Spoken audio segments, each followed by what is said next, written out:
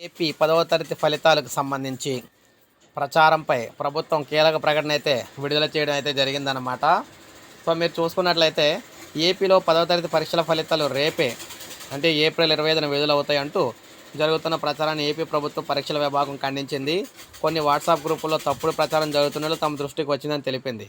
ఈ సమాచారం పూర్తిగా నిజం కాదని స్పష్టం చేస్తూ ఏపీ ప్రభుత్వ పరీక్షల విభాగం డైరెక్టర్ ఒక ప్రకటన విడుదల చేశారు.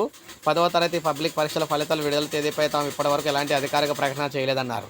ఫలితాలను విడుదల చేసే తేదీని తగిన సమయంలో అధికారికంగా ప్రకటిస్తామని చెప్పారు. డిఈఓలు ఏపీ ఇక్కడ ఏసీజీఈలు తమ పరిధిలోని విద్యార్థులు, తల్లిదండ్రులు, ఉపాధ్యాయులకు ఈ విషయాన్ని తక్షణమే తెలియజేయాలని సూచించారు. ఇలాంటి తప్పుడు ప్రచారాలను నమ్మొద్దని చెప్పాలన్నారు.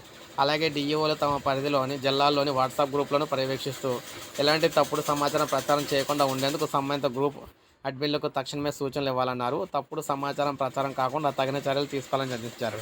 దుష్ప్రచారం చేసే వ్యక్తులపై కఠినంగా చర్యలు తీసుకోవాలని చెప్పేసి అన్నారన్నమాట.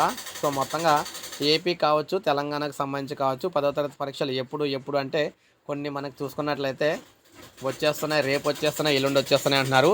అయితే తెలంగాణ 10థకు సంబంధించి కూడా ఫలితాల కోసం ఇదే ప్రచారం అయితే జరుగుతుందన్నమాట.